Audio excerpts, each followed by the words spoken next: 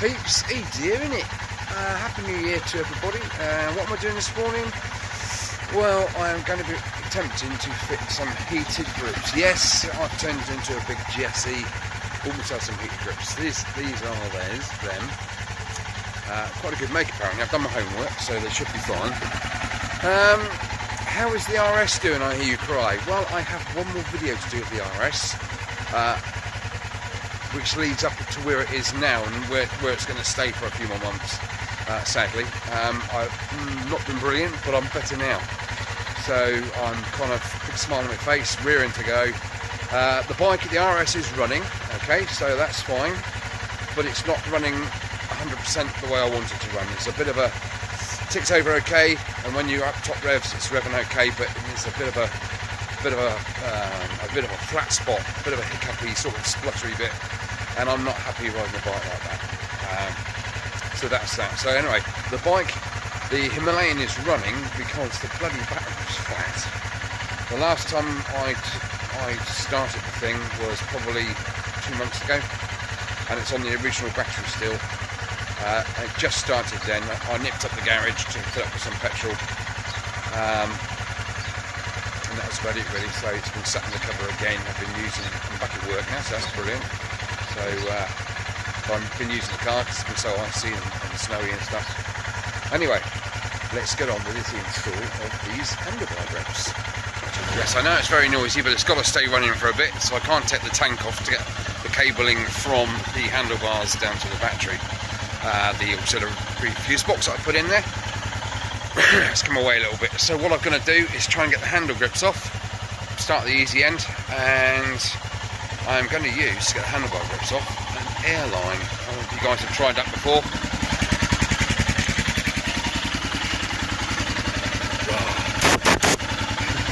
So I'm literally going to stuff that up in there.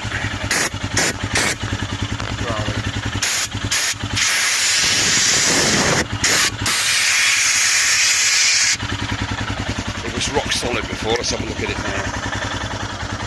Hey, it's pretty good. Just gotta break that last little bit off there anyway. So that's that. I should be able to just unscrew the screws under here, split these two pieces, and just pull this out. So that's quite cool. I'm actually going to have a look at the kit now and just see what it entails. Go from there really. I've never fit them before because I'm not a right Jesse, but I am now. So yeah, the woes of getting old and feeling the cold, as you all well know. Right, I'm going to crack on. Right, what does the kit include? It includes user instructions. Just come away from that noise a little bit because I know you lot are a bit moany like that. Right, so we have the live and neutral fused, which plugs in to this little bit of loom, which goes up along the frame, up under the petrol tank. And there's 3 connectors on here, so I guess one is the feed in, which would be that one, and then one goes to one grip, and the other goes to the other grip. And this sticks on your handlebars with a bit of glue, a bit of tape. On tour, have it. This is a 3-stage heater, I believe. So that looks pretty straightforward, doesn't it? That's the one of them, and that's not. Okay, right you are. So that'll be clutch side, that'll be throttle side, and they will twist as I throttle up. So that will be constantly flexing. We've got a bit of glue, bit of super glue, all that's for. Some tie wraps, double-sided sticky tape pad, and that. So I'm going to have a look at the instructions, and just a quick sort of, I know how it goes, and here we go. So yeah, the live and neutral will simply wire into my auxiliary. Let's just turn that up a minute. I'm hoping it will start up in a minute. Uh-oh. Music, can't be doing music, can we? Right, so yeah, here's my fuse box. Let's take the cover off of it. It's difficult with one hand. Anyway, Live goes onto one of these fuses, and I fuse it down to I think it's a 5 amp, and all of the blacks and the neutrals go on this bar here. Simple as that. So when that ignition's off, this is all completely dead, so there'll be no way for that to draw current whilst I'm away from the bike. That makes sense. That's the whole thing with fitting an auxiliary power supply. Right, okay, better get on. Oh, let's get that music off. Right, what I've been up to, I have put on the left-hand grip. Voss. Looks really nice, doesn't it? And I've popped me end back in, which is just a couple of these I got off of Fleabay. Nice, they just adjust up. You wind the Allen key up there, and that pulls that in and expands that bit out. So that's simple, isn't it? So that's on there. That's all nice and tough. Was that easy to get on? No, it bloody well wasn't. Straight away you notice that the plastic sleeve which slides over the metal handlebar is exactly the same diameter as the handlebar, therefore it won't slide on. So got Mr. Hot Air Gun, give it a blast both sides, a couple of minutes. Just because it's plastic, you've got to be very careful. A couple of minutes on there with that, and it sort of initially went on 1/2 inch, and I just malleted it on there very gently with my hand. Actually, I didn't use a mallet. Very gently, and it's just slid on 1/2 inch every time I battered it. So there we are, it's on. Okay, and the next part is the throttle side. Now, you don't undo this and take this thing right out, because it's got the controls which pull and push the throttle cable back and forward. Or the single cable just pulls it up and pushes it back. Right, okay, so what I need to do is separate the grip from that ring. Oops, that ring in there. If you can see it or not, there's another ring in there, that plastic sleeve. So I need to just take this off of that plastic sleeve. That stays there, the bit that goes into the throttle housing switch. Like so I've started to play around with this and try and loosen it up, and I might get the airline on it again and just slide that off, and you literally just slide that back on. I've got a feeling I'm going to need to hot air gun this as well. Okie dokie. In actual fact, yeah, that sleeve should slide over the sleeve that's in there. But until I crack on, I ain't going to know, am I? Right. More work, less chat. Right. Carrying on. I've got me brew. Got a drink problem. Keep missing me mouth. Right. What I've done, it's literally taken me 5 minutes so far, and we've got the grip on there. Here's the main loom which attaches to all these gubbins, and on the end you get a black neutral, or negative, and a live. Well, I've changed this, as you can see, from the big wide round head to a small head, so it will go in there on that terminal there quite nicely, and the black one will just go either on that post or on any one of these. It's all negatives. And then simply 5 amp fuse, pop that in there, and we're all live when the ignition goes on. Right, now I've had to take this off of this slider. This is the throttle slider, and this stays on the bike. Now, to get this off, you've got a bit of a recess in there, and you've got to recess this end, which sits over that flange and over that flange, which is a right pain, and it's also been glued. So, top tip, long screwdriver, slide it in there, run it all the way around to split that glue, and literally leave that in there whilst you play with your grip and remove it. Okay, that looked a bit rude, didn't it? So there we are. Now I need to know if this diameter of tube is the same size or smaller than that diameter of tube. So let's get Mr. Vernier out. Make sure it's on 0. Yes, it is. Right, so we'll open it up, and we'll go. Actually, let's do the internal size of this one. Okay, right, bring that forward a bit, and we'll use the back of the vernier gauge, and we'll open it up. Come on. Okay, so that is falling apart in my hands. Come on, out you come.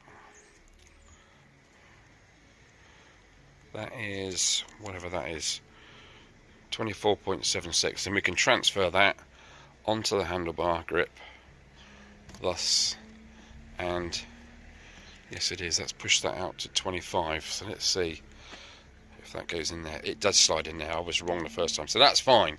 So that will slide over this when I have removed these proud pieces. So that means I've got to remove all these little nibs, like so, and even that nib, those pig pegs, they've got to come off. So that effectively leaves you a flat tube, smaller same diameter as the internal bore of that. So yeah, what I'm going to do is I'm going to nibble off these end pieces first, just file them flat and file them flat, and with those ridges on, I'm going to add a bit of heat to this and see if it slides over those ridges. It's quite a lot to ask, it's quite a big thingy, but it needs to be a really tight fit, because once these start heating up, heating causes the whole thing here to expand, and if it's snug on there, it's going to become very loose on it, and in the end you're going to end up just twisting the throttle around, and this slider's going to stay where it is. This side is very, very tight indeed. I'm going to see how it goes. They do suggest using the blooper glue on the handlebars, clean up handlebar glue, pop that on, so that's it safe. I'm going to see how that goes when it heats up, if it becomes loose. If it does, I'll take it off and put the glue on. If not, it's staying as it is. Right, so you can see what I've got to do there. Nibble off, heat up, try and slide it on. If that's good, brilliant. If not, I've got to file off all these ridges. Right, okay. Finish my brew, have a quick smoke, go for a loo, come back, crack on. Oh yeah.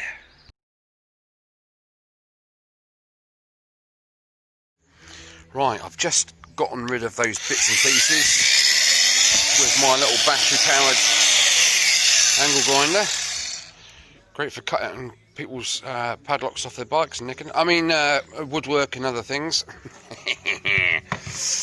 Can't beat them, join them. Only joking. Right, so I've whipped them off, and I've caught it a couple of times there, but never mind, it's plastic, isn't it? So I've left those nodules there. So let's see if this will go anywhere near it. Yes. I reckon with a little bit of heat, yeah, I reckon a bit of heat, that will tap, yes it will, that will tap on there. Okay, right.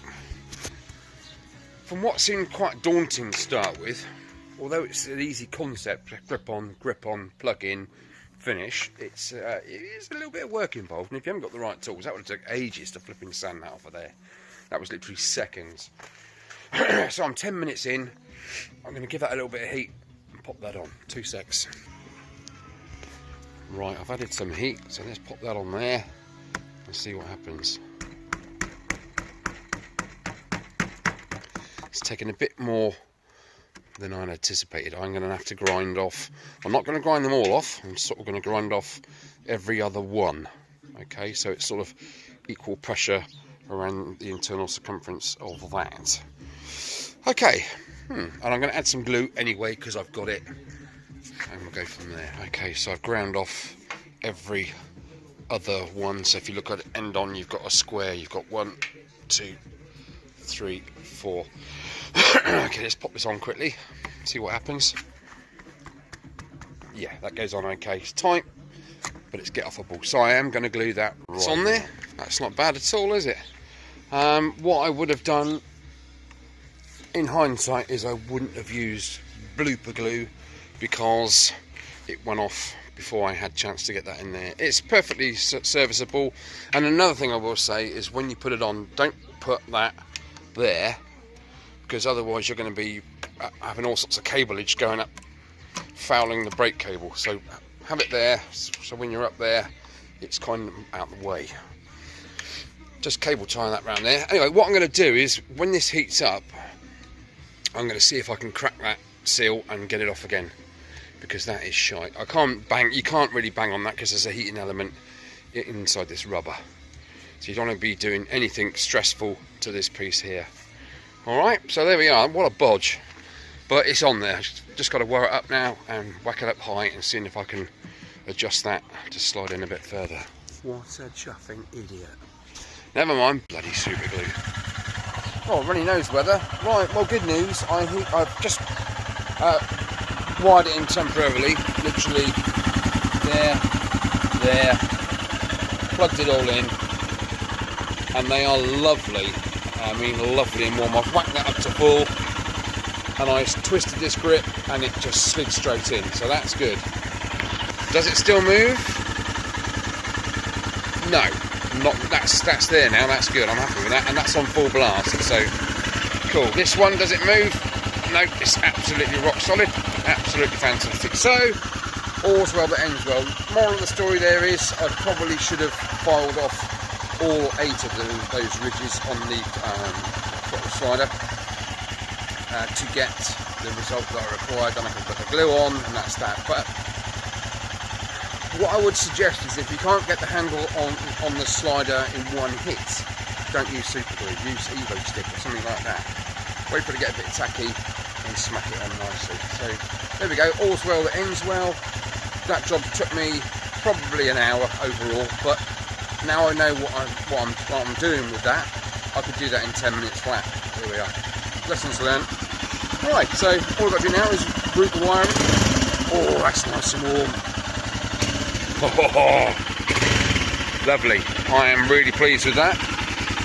Let's turn this off because I need to get some charge into that battery. I might put the triple charge on it overnight as I'm riding to work tomorrow. I've got a booster pack, but it's not the point, is it? Funny. Alright, that's that. I'll show you the end product with all the cables routed. I don't think I'm going to take the tank off. I'm literally going to find somewhere up under there to route it around. There's plenty of flex on that cable, so it's not as if the cables are too short. Alright, I'm happy with that. Hope you like the video. What I said earlier about the RS, if you've not seen any more of my videos, you're just a Himalayan rider, check out my other videos if you like. Subscribe, like, tell your friends, and we'll do some more mods. Incidentally, since I've done my own rear brake, because that's what I do, it's absolutely fantastic. So there's nothing wrong with that caliper. If you've got a new bike, I would suggest, seriously, if I knew what I know now about this bike, I would have done the headstock straight away. I would have taken the wheels out and re-greased all the bearings, whacked them back on. I would have drained the brake fluid out of the whole system. Let me just turn that off, it's a bit noisy. I would have took the brake fluid out of the system, because when I serviced the rear caliper there, a previous video, so if you've not watched that, stop watching now and go back and have a look. The brake fluid that came out of that rear system was black. Go figure. It's crap, isn't it? Yes, the brake master cylinder is rubbish. You have to put your foot literally right down there for the brake to work. Absolute shite. So I've got a replacement in there. It's not Royal Enfield. It's a generic rear master cylinder. So I'm going to put that on in a little bit. Not today. You know, I mean, when I took the linkage up, the rear suspension linkage underneath by the main stand, just re-grease everything. I would have done all of that, you know. But there we are. We live and learn, don't we? Love the bike. Don't get me wrong. Not knocking it. Absolutely love it. But it's just those little bits and pieces that you could do. What I might do in the future is just do a video of what I've done. I mean, you've seen, if you look back at my other videos, you can see what I've done. But if I do a little compact video of what I would recommend you do when you take delivery of your bike, specifically just to make it not break within the first 2,000 miles. Alright, I don't know if Royal Enfield have addressed that over tightening of the headstock. I got a feeling they might have done, and the 2 long bolts on the side of the head there. Right, there they are. I think they've made them a little bit longer now, someone was saying on one of the groups on Facebook. You know, it's just something I found out myself just by doing it, and I've done a video about it. Yeah, I mean, the EGR's still in there, the evap system's still in there, the air injectors. Why get rid of it? It's not doing anybody any harm, and the bike ride's fine. Okay, I've changed my exhaust for a little Mickey Mouse Chinese one, costing about 28 quid. but my golly, it breathes so much easier now, the engine. I need to check on the spark plug to make sure, you know, if it was a carburetted bike, it would be running probably airing on good to, well, before, I think they're set to be lean, aren't they? But because it's fuel injection, the lambda sensor that adjusts all that kind of stuff anyway. It senses what's coming out of the exhaust, and it adjusts the ejection system to suit. So I'm pretty confident that when I do take that spark plug out, it is going to be the right colour and shade. Anyway, enough of my babbling. I'm glad to be back. I'm glad to be back on my feet. I'm glad to be cheerful, be able to concentrate and get on with my life. So that's good. The black dog hasn't gone away. I might be in remission. Who knows? I might be downhill again next month. Who knows? But at the moment, I'm feeling good. Okay, take care, guys. Hope you're all safe and well. Bugger COVID. Fucking hate it. It's a pain in the arse, isn't it? Anyway, be good. See you soon. Well, I did take the tank off in the end. I'm glad I did, actually, because it's all gone freaking rusty in there, isn't it? I treated the underside of that tank like smear of grease all around there. A bit disappointed, as usual. Royal Enfield, when you make rubber hoses, can you actually use some rubber, please?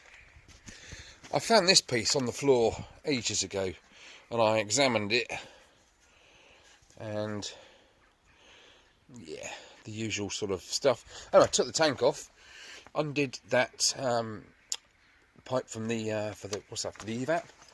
There should be two here, shouldn't there, chaps? Well, the other one was squashed